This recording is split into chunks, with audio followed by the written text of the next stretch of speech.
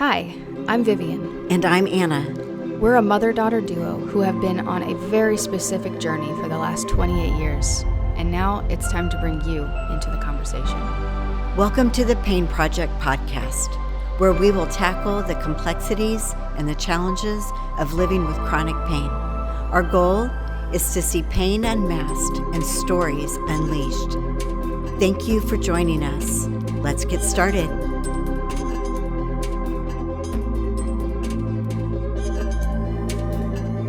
Okay, here we are back at the episode 7 Pain Project podcast. Today, we're just going to jump in. We're going to jump straight into it.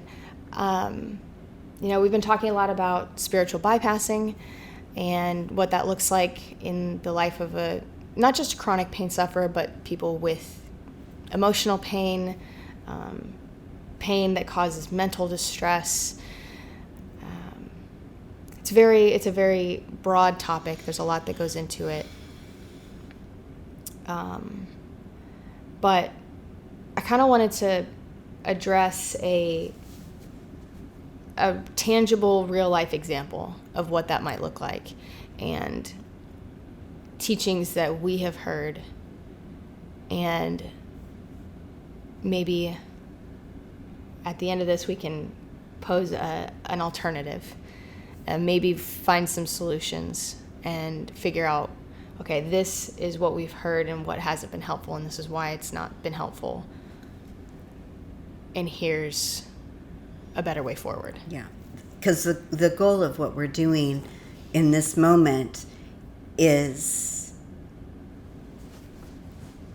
we think some change needs to happen within spiritual communities on how we deal with chronic pain sufferers, how we walk with chronic pain sufferers, how chronic pain sufferers walk with the Lord. How they walk with themselves. Right. So our goal is we want to affect change. Yeah. So what we're doing today is making those steps. Mm-hmm. Yeah. So if you're with us and you're listening, this is what we're doing. Yeah. Because we want to see change. Yeah. Good change. Change that glorifies God, that lifts up and elevates Jesus. So let's do it. Lifts up, elevates Jesus, and fulfills what we're supposed to be doing, which is loving God and loving people, loving others as we love ourselves. Mm-hmm. It's a multifaceted, multifaceted thing. So I'm going to be pulling from a very specific source. Going to be very clear though. We're not bashing anybody. We're not. I'm not, going after a person like a personhood. But we're gonna have a little conversation about a teaching from Pastor John Piper, which is very prominent American evangelical pastor. I grew up listening to John Piper, quotes, books, all those things, and I truly believe, beyond a shadow of a doubt, that he loves the Lord and is doing everything that he can, just as we are, to faithfully love God and love others. Right. So we've established that, we agree on that. But we have some differing opinions on what is actually beneficial and what is actually helpful. And so we're going to talk about some specific teachings and things that he has said that we've seen real life implications of this way of thinking, and how it's not as cut and dry. Yeah. So I'm gonna pull this up here, get my laptop up, and so John Piper has a podcast called Ask Pastor John, where people will often write in or call in with a question, and he answers it, which is super cool. Love that. Great. So somebody writes in and says, my mother, a believer, struggles with very debilitating nerve pain and can get no medical relief from anything doctors have tried. She suffers endlessly. How does such unalleviated suffering glorify God when it seems that God refuses to answer any of our prayers for mercy? Yikes. Familiar. It sounds very... It's so familiar. It sounds very familiar. Yeah. And it's heartfelt. This is a real live question. Yeah. Yeah.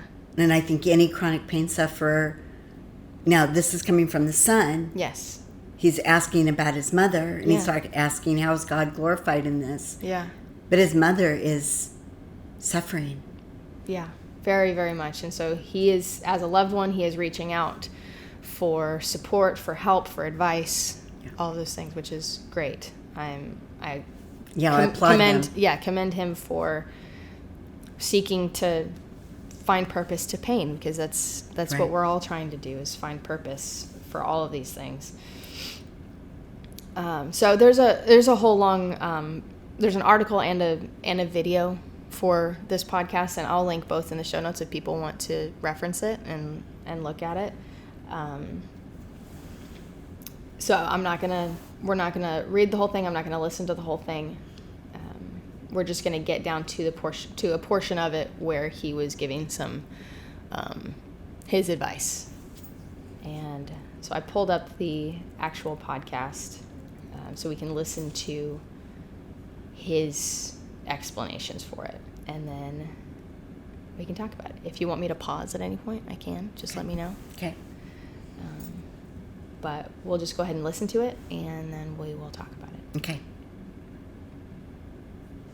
When we suffer without cursing God, without forsaking Christ, declaring ourselves to be his friend and servant and disciple and follower and a great lover of his glory and faithfulness, we make plain to others that having Christ is more precious to us than having freedom from pain.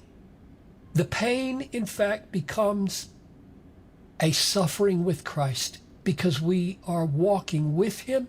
We are holding fast to him in the midst of our suffering rather than throwing him away because of our pain.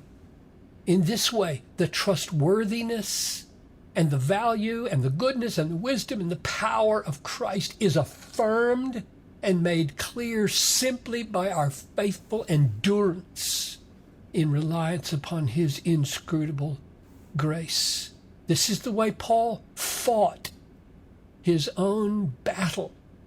He said in Philippians 1, "My aim is that Christ will be magnified in my body by death, for to me to die is gain." In other words, not throwing away Christ in the sorrows and pain of dying, even long drawn out dying, magnifies Christ as greater gain than life. Okay, I'm going to pause it real quick because I'm going to have a lot of thoughts and I don't want to lose those thoughts. So I'm just going to pause it to address this first portion of what he says.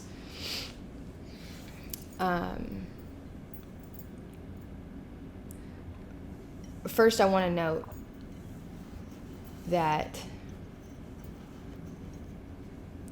this first portion of it, he says, when we suffer without cursing God, without forsaking God, he goes down this whole list of things of like, if we suffer and don't do all of these things, then we're making it plain to the world that Christ is more precious than freedom from pain. So this type of teaching, I'm not even going to say that I 100% disagree with it because I understand where he's coming from. I understand what he's saying. But to look at a pain sufferer who is going through the depths and the deepest, darkest moments of their life, and to say, you need to do this happily, without cursing God, without asking him too many questions, without forsaking Christ, without all of these things, so that other people can know the goodness of God. It's like, well, I don't feel like I'm experiencing the goodness of God right now. This doesn't feel good. This doesn't feel good. And in fact, pain sufferers are going to feel a little bit forsaken. yes. Even though in their minds they know they're not. Hopefully they know it's not. Hopefully they know it's not true. But there have been deep, dark moments where you're like, how can God be here? I am forsaken, clearly, because God's not here with me. And that's how it feels in those moments. And so to tell someone that this is how you have to suffer. We've talked about this a lot on the podcast and on our social media. If you're going to suffer like this. This is suffering for Christ. This is how you suffer well. This is how you suffer well. And that is not only not helpful, it is further damaging, because it's not, it is bypassing what that person is going through. It is saying, I understand that you're going through a rough time, but you got to do it like this. Rather than saying, you're right here, let's deal with it right here. And understanding that God is so much bigger than our weak moments where we may be cursing him or feeling like he's forsaken us. And we know that he hasn't forsaken. If we know that, like, our faith is held by Christ. It's not held by us making sure that we don't suffer in this way or do this thing. Right. And leaning on the fact that God will glorify himself. And that we are held in Christ. We are held by Christ and his love for us. I mean, this elevates us and how we act and how we react, rather than elevating who God is and even his name and his reason for coming as God with us. Yeah. Emmanuel. Well, and it completely also bypasses the way that God feels about us. And it's all very much like this mindset of you do this, you do this, you do this, and this is why you're suffering, so that you can elevate the name of Christ. And it's like,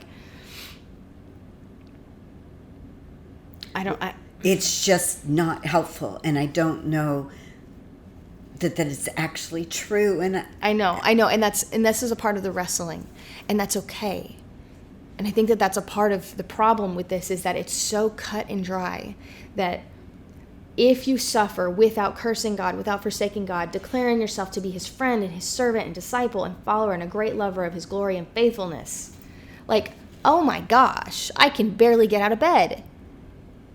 Like, and then, so do we think that... Show me someone who actually does that. A non-pain sufferer who does that every day, all day. Right. And God knows that. God knows that. I don't think that person exists. I mean, I'm not that person, even on my best day. And I'm not saying that we shouldn't strive for those things, and we shouldn't, like, I want to be known as a friend of God.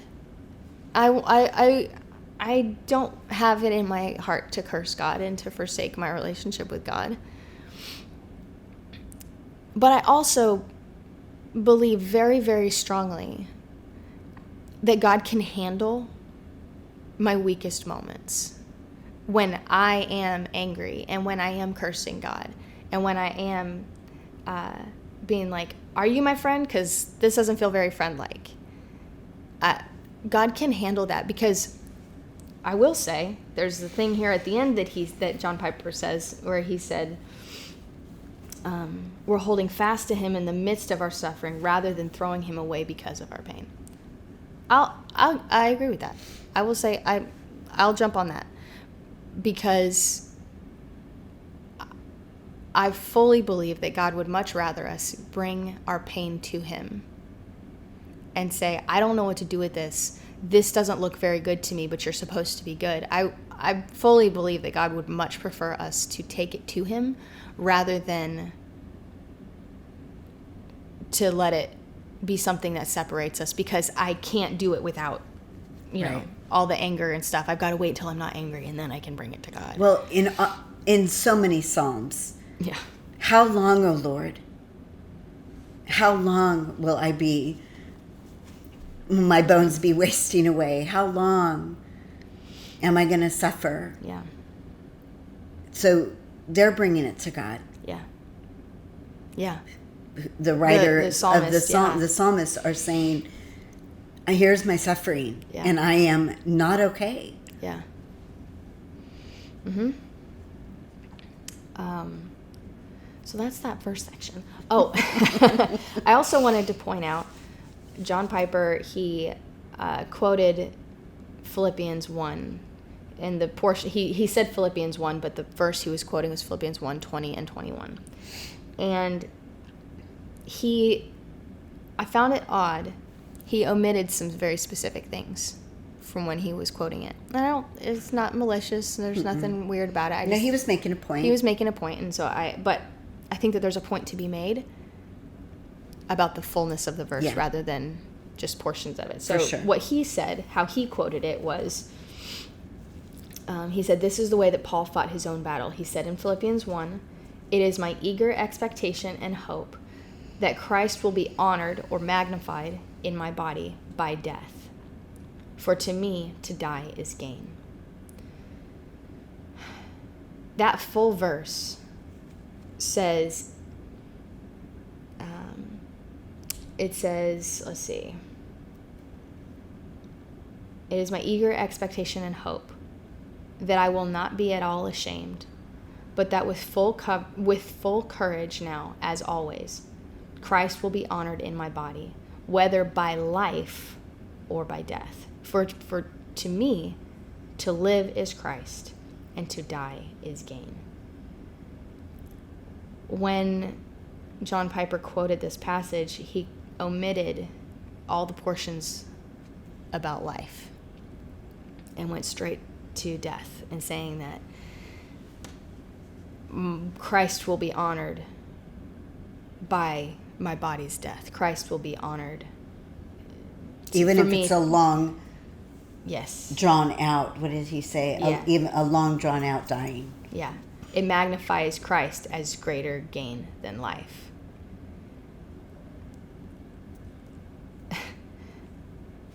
So he just said, even a long drawn out dying, so, suffering with pain for a long time, magnifies Christ as greater gain than life.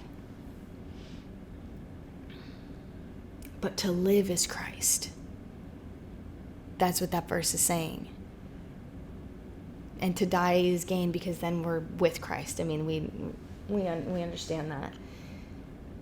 But we can't negate the actual we are living right now. Living. And so how do you live with pain? We all know, as believers, we all have that hope of future, wholeness and future, healing, and that belief that we hold to that, we will, there's no more tears, no more pain. Right. That side, on that other side of heaven. So, but where are we now? How do we live with pain now? And that's his solution is, well, you do it without being mad at God. And that's how you do it. And that is what glorifies God. Yes, doing it without being mad at God is what's glorifying to God based on this. And we've experienced this teaching before. I mean,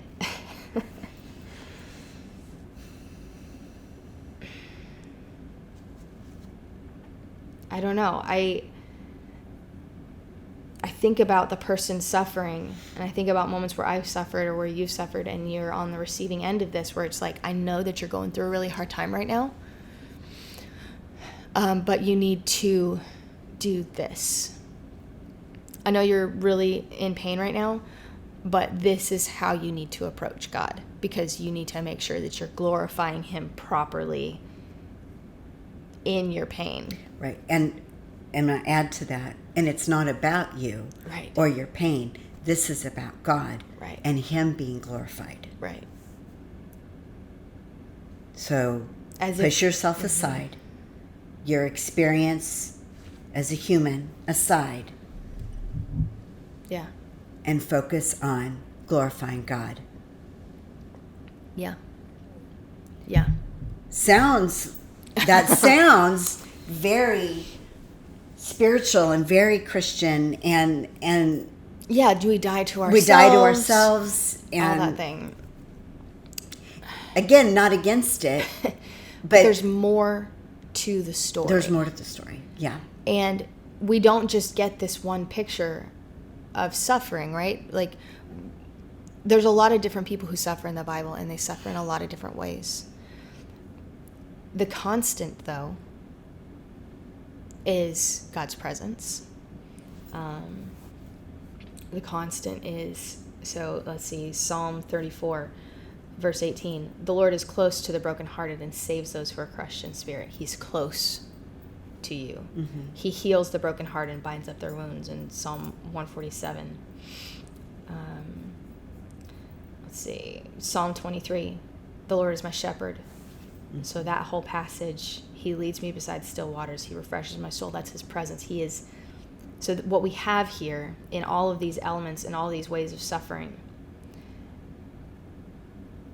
is understanding that God knows our suffering and God is with us. Mm-hmm. Now, to me, that leads me to another thought of like, okay, so God is with me. God is with me.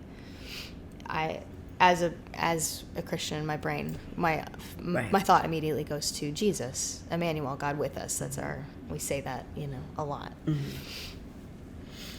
I don't know. I think about, we've talked about this a couple times, the gift of presence, of just being with people and what that does. And God has given us the gift of his presence through Jesus and through the Holy Spirit. And God could have, in all of God's power and wisdom and all of that, he could have taken care of everything that Jesus that Jesus did on earth. He could have taken care of all of that without coming here. He didn't. I mean, he makes the rules. God, if we believe that God is who he says he is, he created the universe. He created the rules. He could have solved the problem from way off, but he didn't. There is an importance to active presence, and he gives us that. He came here. And that's our example. And I think God glorifies himself through Jesus in showing his character. God is glorified when his character is shown to be true. So say that again. God is glorified. God glorifies himself. God glorifies himself through Jesus. God glorifies himself when his character is shown to be true.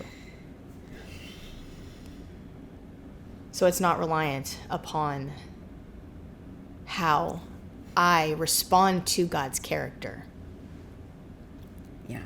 Or how I respond to my life circumstances. Right. Because I'm going to make a mistake there. I'm going to have a bad day or a bad year or a bad season of life where what comes out of my mouth or someone else is not going to be good or right. It's going to be difficult. Right. But God is glorified because of his character of being kind and slow to anger and abounding in steadfast love and showing up and being present and being God with us.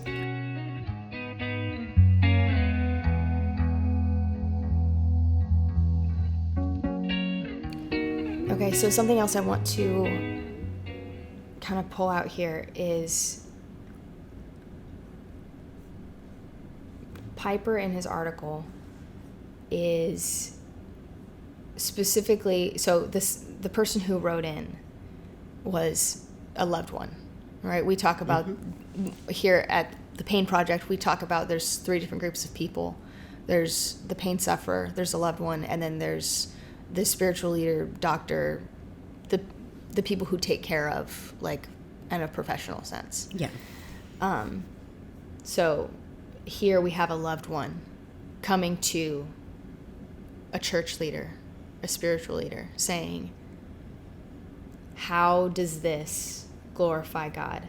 And it's coming from a very, genuine place, I believe. It's more than likely this mother who suffers and the son who is truly asking. They've probably had a very intense conversation where the mother is saying, how am I glorifying God with this pain? How does this glorify God? It can't. It's ugly. Yes. It doesn't feel good. Right. Wouldn't God be more glorified if he just healed me? Because that is why. Why? That's a very real question. God would be, I think, more glorified because I'd miraculous. be happy. It's miraculous. Yeah. Yeah. So we have this son. So yes. So that conversation is forefront in his mind. Yeah. And so he's going to a spiritual leader asking for help. And the spiritual leader then goes and addresses the mother rather than the son. And I understand why. But I thought that was something interesting as I was reading it. I was like, we have a loved one who's asking how God can be glorified in this suffering, and then we have a spiritual leader coming and saying, well, if your mother does this and suffers in this way, then God will be glorified. So then what? So then the son is then going to go and relay this message to his mom and say, if you suffer happily or you suffer without asking God these kinds of questions, then that's how God's glorified in your suffering. Which I will say that will not help her. Mm-mm. That will make her feel terrible. Well, because there's no forward motion to that. It's like, oh, I gotta keep doing what I'm doing, but I have to feel happy about it. Okay. So I think I would have loved to have seen Piper address the son rather than the mother. And so, like, if this person were to ask us, how is God glorified in this suffering? I feel like, for me, if that were me in that position, I would address him and say, how do you, to use the same language, because I don't really talk like this anymore, but to use their same language, how, I would say to the son, how do you glorify God in this situation?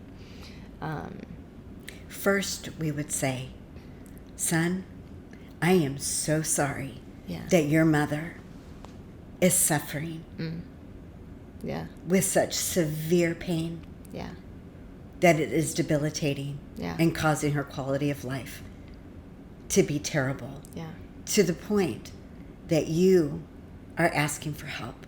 Yeah. Because we know that as a loved one, it is very, very hard to see someone that you care about suffer so intensely, and there's nothing you can do about it. And we commend you for being her advocate in this moment. Absolutely. That is how we would start our answer. Yeah, for sure. For sure. Yeah, absolutely. And then we go to... Because we will be acknowledging their human experience, which is very severe. Yes. For this mother's son. As a family unit. Yeah.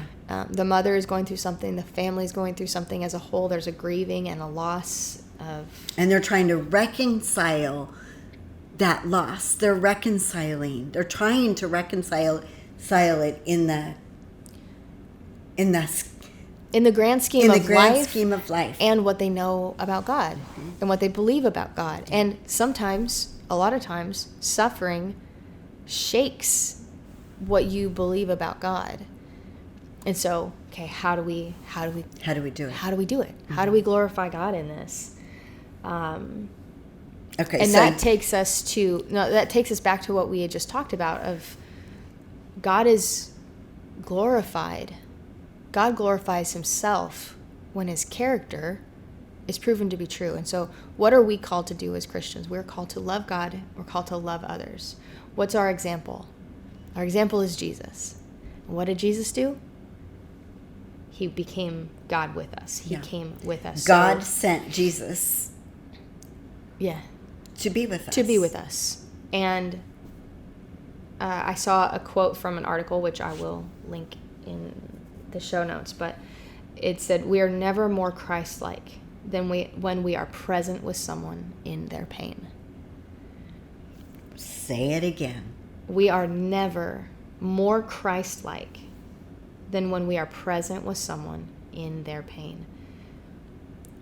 And that is how we glorify God. We glorify God by being Jesus, by bringing Jesus's heart and care and love to the people that are suffering. So to the son, to the loved one who is like, where is God in the pain? How do we glorify God?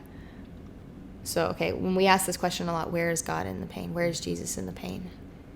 Jesus is in your actions, in your behavior, and your care for somebody.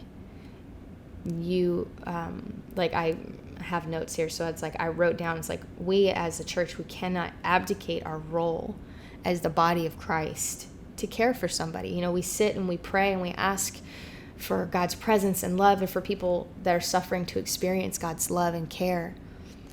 And then we neglect what we actually have to offer. Maybe God sent the loved one. Maybe God sent you as the vehicle of his care. So, yeah, I mean, that is how we glorify God. As a loved one, if you're a pastor or a spiritual leader or a loved one, this is how you glorify God, by being Christ-like. And what is being Christ-like? Being present. And we know that is really, really hard. It's easier said than done. If we're emulating Jesus, it was not easy for Jesus to become human and to live life. It is not easy to sit with someone in their pain and to be with them and to wrestle with these questions. It's very uncomfortable. It's very uncomfortable. So we're not saying, yeah, you just be with them. Just be with them. It's not trite. And that's, I hope that we'll be able to talk about this more in the future, but talking about building a system and building a team so that as a loved one, you also have support. Correct. And that there's multiple loved ones who can provide different perspectives and can be there for the chronic pain sufferer. The same article that had that quote about never being more Christ-like than when we're present with someone in their pain, they had some practical points, and like I said, the link will be in the description so you can look at this, but I wanted to read a couple of the things that they had here for the loved one, for the practical ways to do this. One, exercise restraint. It says, yes, God's power can be made perfect in weakness, as God revealed to Paul in his own struggles. But please don't be too quick to point this out, as though it were a feel-better cure-all. We, as if you're someone who doesn't deal with pain, we neither understand nor should we pretend to understand why some people suffer more than others, or the reason for anyone's chronic pain. So it's sometimes really important. Sometimes less is more. You don't have to come up with reasons. I don't know is an okay answer. It is. I don't understand. Yes. Is an okay answer. It is. You don't have to come up with the answers. And oftentimes, I know that chronic pain, emotional pain, you're looking for answers. Right. But for myself anyways, I don't expect someone else to have the answers for me because I don't have them. But having somebody else to say, man, I don't know either. Yeah, that's really helpful. I don't know either. But I'm here and I'm acknowledging. I know I've wanted to experience compassion. Yeah. And not answers. Yeah. I do. I always want to know why. Sure. But sometimes when you go into the scriptures, you kind of bypass the experience. Mm-hmm. It lacks compassion. Yeah, it does. I don't think people mean to do that on purpose. There's just not compassion. Yeah. Or a willingness to. Boy, I can't think of the right word. A willingness to understand that what you're experiencing is real. Yes. Yeah, and that you don't have to. It doesn't have to be made better right now. It does. And more than likely, it's not going to. And it's not going to. And this person is here, and your loved one, your friend, is here for a long haul. Yes. Not for. Here I am, and then I'm going to walk away, and hopefully you get better. Yeah. Well, and so that makes me think of another point that they have here is talking about prayer, and they said lament is a proper mode of biblical praying. Mm. So there may be seasons in which someone with chronic pain or emotional pain just needs to vent, to yell at God a little bit, to weep that their life is not what they would like it to be, free of pain. Joining sisters and brothers in such laments is a deeply compassionate thing to do. So when you're praying and praying for healing, like there's nothing wrong with praying for someone's healing, but understanding that lament is actually a biblical practice.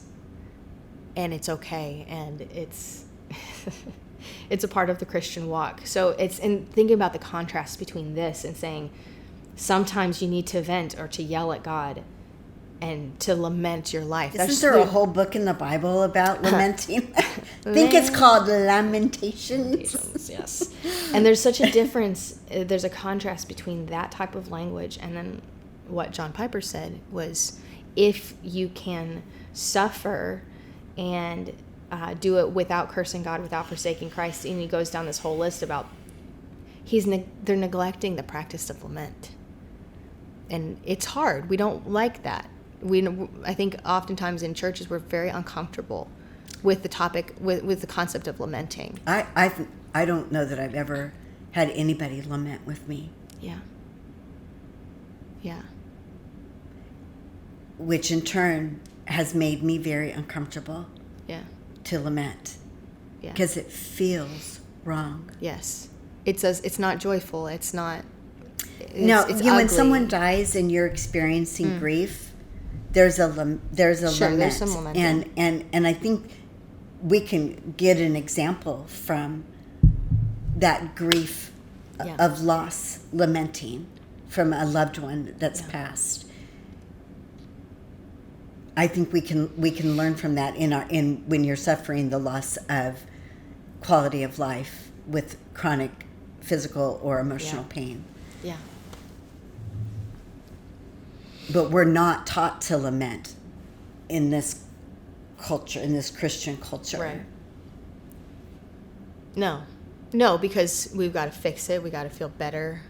We have to stay positive. Mm-hmm. There's the concept of God doesn't want you to be sick, and so you got to be better. You got to not be sad. You got to be happy. You got to be joyful. There's all of those things, and all of these things are methods of bypassing the human experience when God himself did not bypass the human experience. He actually entered it. He came into it, yes. He entered the human experience. Yeah. And so when He knows what it's like to be human. yeah, and to sit with people in their sorrows and suffering, and to experience sorrows and suffering himself. And so when we give Bible verses or, platitudes to sufferers and say, this is how you are supposed to, it does something that Jesus himself does not do. In fact, he does the opposite. Jesus didn't sit up in the heavens and say, this is how it's going to be. Glorify me. Yeah, here's the scripture, here's the laws. Just do it happily without question. He entered into the human experience. And by so doing that, gives us the example to follow. Yeah. So It's good. speaking specifically to loved ones, not the chronic pain sufferer. Be Christ-like. Show up.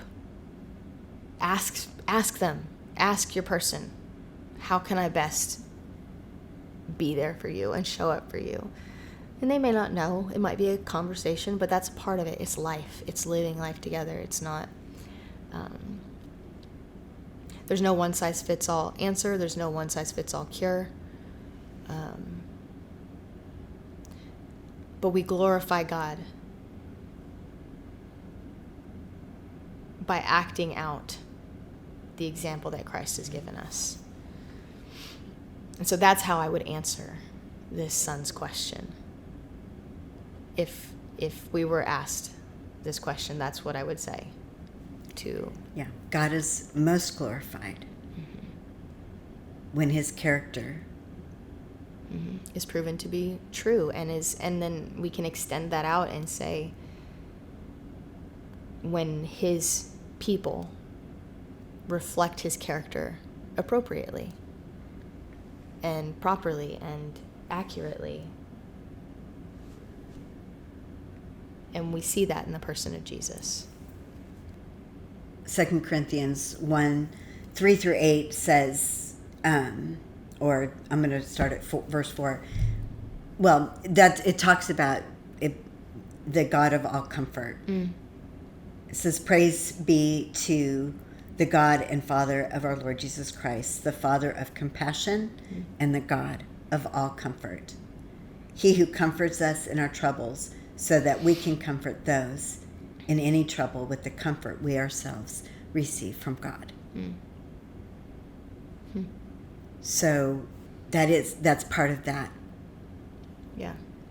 It's part of the calling to loved ones for their family members or friends that are suffering with chronic physical or emotional pain, to be present. If you don't know what to say, you can say nothing. You can sit and lament. You can sit and you can lament. You can pray and lament and ask God why. Yeah. And it's okay, because God can handle that asking why. Yes. Will we get an answer? I guarantee no. Probably not. Probably but not. will he hear you? Will he be in that prayer, in that sitting with someone in their distress? Yeah. Yes, they'll be Yes. there. He Yes. will be there.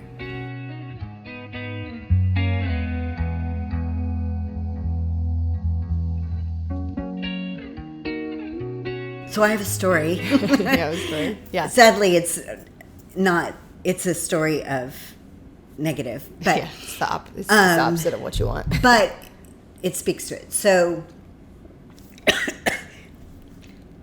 I had surgery years ago. It was my first surgery I'd ever had. I had no idea how I was going to respond to surgery. And it was pre-surgery. They didn't know what was wrong. It was all female issues, and they thought I had ovarian cancer based on my ultrasound. Yeah. and everyone was freaking out, medical, everybody. So I'm freaking out, but trying to trust God in the middle of it. Well, I have surgery. It's not cancer. They did remove a tumor and endometriosis, and I had lots of issues. But I didn't handle surgery well. My body didn't. Yeah. And this was pre-fibromyalgia. Like, I didn't know I had it. So I didn't recover quickly. So I had a friend who came over to pray for me. And she called and said, I'd like to come over and pray for you. Great. She comes over and on the couch. She sits down next to me and tells me that I need to get up and get moving because I'm not going to heal unless I'm getting up and walking and getting better. And then she prayed that same thing, asking God to help me get up, help heal me, help move. And then she left.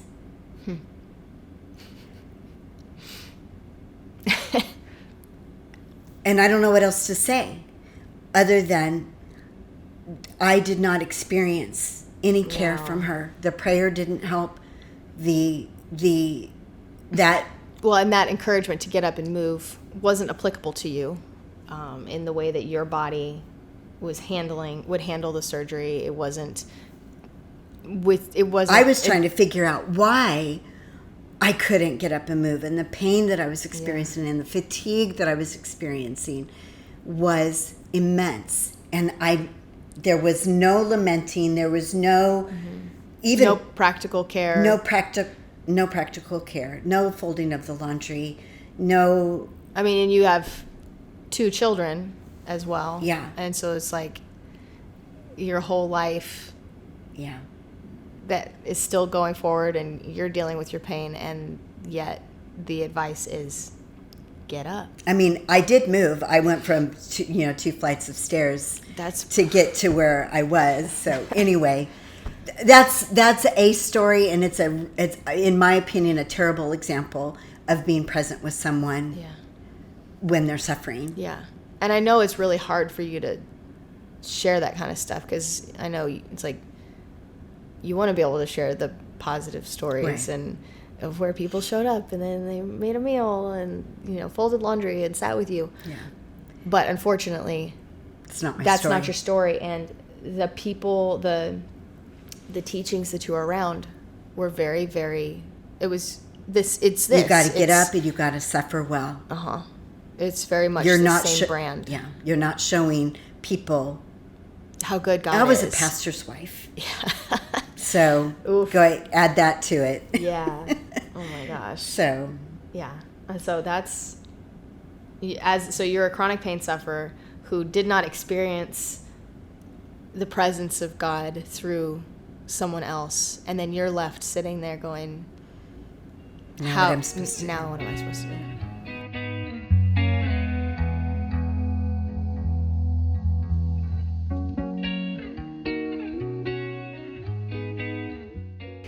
Okay, so that then leads us to, so we've answered the son. What do we say to the mother? John Piper wrote this whole thing to her and said, suffer like this, do it like this so that you're glorifying God and so that you can be a good example to others. He does go on to say, too, that God will pay you back. Yeah, God will make it up to you. God will make it up to you. Yeah. He said, with every bolt of pain, we can say, if we have consciousness to do it, God will make it up to us. He will make it up to me. It will not be wasted. And as a chronic pain sufferer, that does not make me feel better. No. That is not comforting.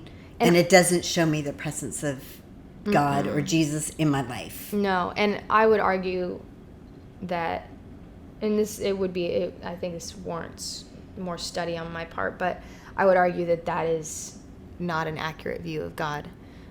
That God will make it up to me. That God will make it worth it. don't worry. Like, I know this sucks, but don't worry. Hold up. You know, it'll be worth it in the end. Maybe there's something like that, but it's not said with the brushing off. And there's a difference between a high, lofty thing saying, don't worry, I'll make it up to you, versus like sitting with someone and saying, hey, this is really horrible and it sucks. I promise someday you'll see the purpose. I promise someday you'll see how this all works out. But I know right now you don't, and that's okay. There's a big difference between those two things. So we see how John Piper would address somebody with chronic pain. We have been addressed in those ways before. We have experienced this type of dialogue and even self-talk of, okay, I can't be too sad about this right now. That's a sin. I've got to turn it around. I've got to be joyful. Now, where we are in our lives, how would we address this woman, this mother, this, the chronic pain sufferer, the people that we talk to ourselves, how do we, using this same language, how do we glorify God in our suffering? How does our suffering glorify God? We don't really use that language because like we said, God glorifies himself. I wouldn't say that too.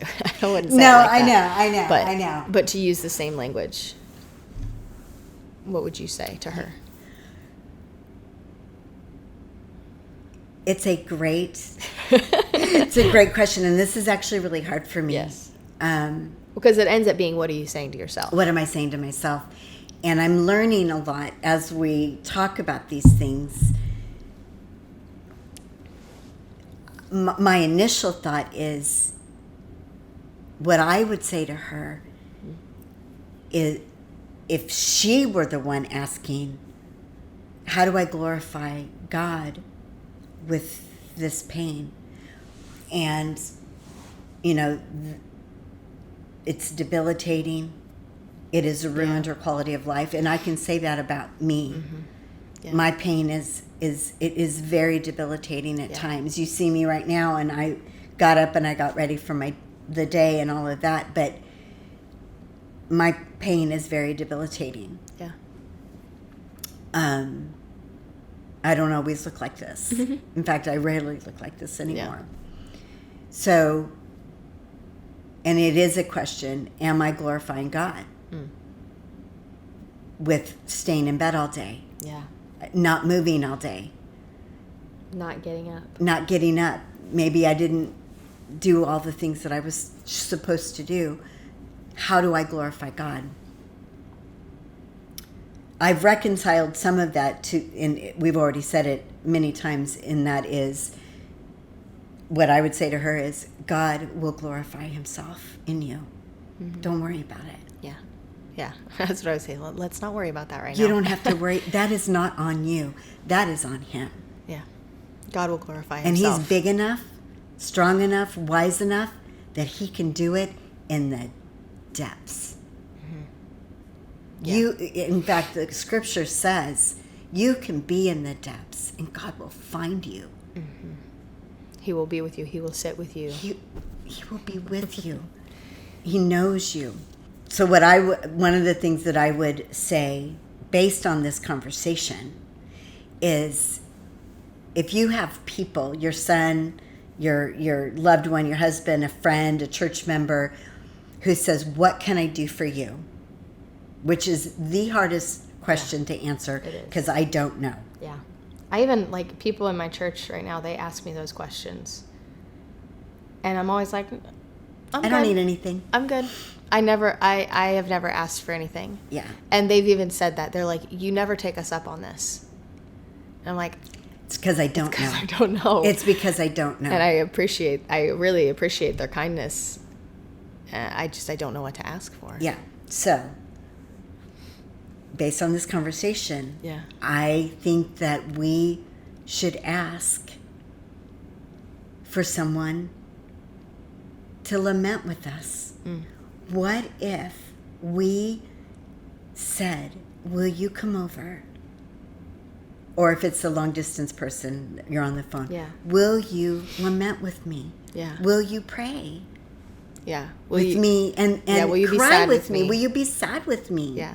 I'm like, honestly, saying to somebody and going, hey, would you like bring some comfort food and let's watch a movie and then cry and be sad and pray together. Sadly. Like that's I mean, honestly, that sounds like a good time. Yeah. Like, I mean, a fulfilling time, Yeah. you know, to just be with somebody. I wonder if that would be incredibly healing Yeah. for the pain sufferer. Even if it's not, if, you know, we talk a lot about emotional pain as well. So even if you're emotionally and mentally in mental distress, to have someone come in and lament with you in your loneliness, Yeah. in your pain, in your asking God, opening up the Bible and saying, how long do I have to do this? Yeah. I'm wasting away. Yeah. What if someone actually did that? Yeah. Yeah. I think it would be healing. Yeah. Does it make it better? Is it going to go away? No, but is it going to heal some broken pieces? Yeah. And maybe make someone not feel so alone? Yeah. I think God will be glorified in that. Absolutely. Absolutely. Not minimizing the human experience of pain glorifies God. Yeah. Because he sent Jesus to acknowledge the human experience. Yeah. God doesn't belittle Why the do human. we do that Yeah. to ourselves and to each other? Yeah. So, pain sufferer, you don't have to minimize your experience for God to be elevated. Yeah. Yeah. And you can invite someone in there with you. And asking For what you need is really hard. for, I am just sad. Will you be sad with me? Yeah.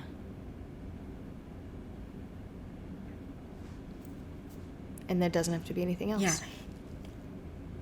And God is with you. Mm-hmm. God is near. And for the loved one who is coming to be sad with that person, you are being God. Yeah.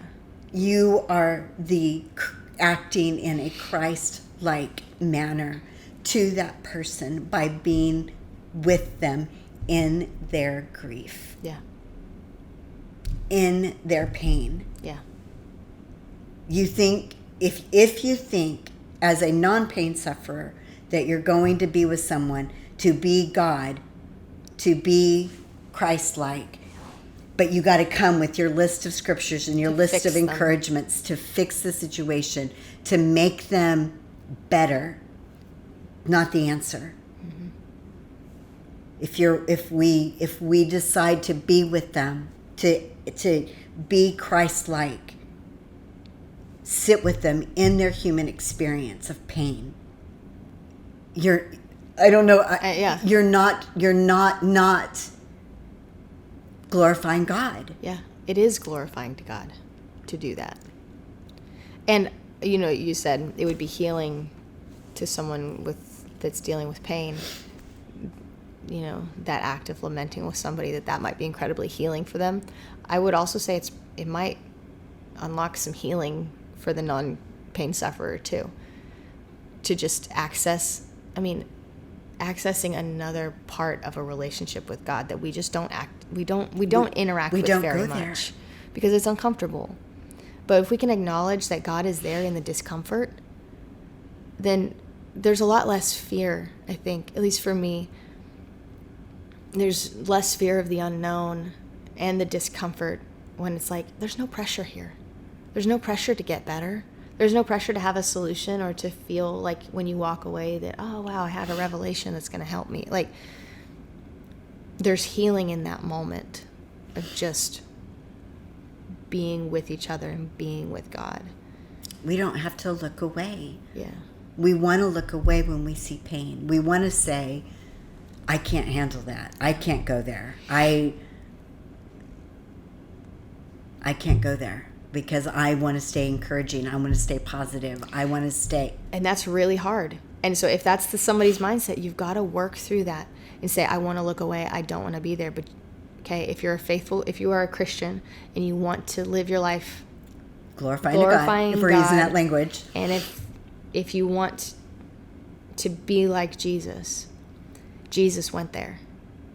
So if that's uncomfortable for somebody to go there, go there. Be uncomfortable. Be honest about it. I mean, the honesty of saying, I don't know. The honesty of saying, this is really uncomfortable for me. So if a chronic pain sufferer or emotional, whatever pain sufferer comes to you and says, please be sad with me, it's okay to say, okay, this makes me really uncomfortable.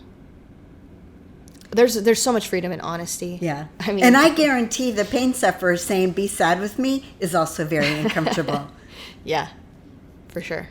Because it is uncomfortable. Because it is uncomfortable. Yeah. So, being together, being sad with someone, lamenting with someone, like you said, comfort food and a movie where you cry. And yeah. There's a time for all of it. Yeah. Joy comes in the morning, but that doesn't mean... It might not be be tomorrow morning. Right, and that doesn't mean... And so that's not talking about what happens at night. Yeah. There's a darkness, there's a sadness, there's joy. The valley, the valley of the shadow of death. As believers, we have a hope for future joy, right? Joy comes in the morning. We know it's there. We know it's coming. But we don't have to be alone in that sadness and in the darkness of the night. There's a time, I think, was it Ecclesiastes? There's a time for everything. Yeah. There's a time for the joy, but there's also a time for grieving, and that's okay. And that's okay. And for chronic pain sufferers, the mourning, the grieving, the grieving is it's longer. It's a long night. It's a long night. That's a good way to put it. It's a long night. Yeah. We have more bad days than we have good days. Yeah. Emotionally. Yeah. And yeah. So and that is what it is. I mean, you can't fix that. There's nothing that you can do to fix that problem except by asking for what you need. It's uncomfortable. Ask for someone to be sad with you. And then if you're trying to fix someone else's problem, if you're, a loved one or whatever, it's like exercise restraint. Engage in lament. If the time calls for it, grieve with those who grieve.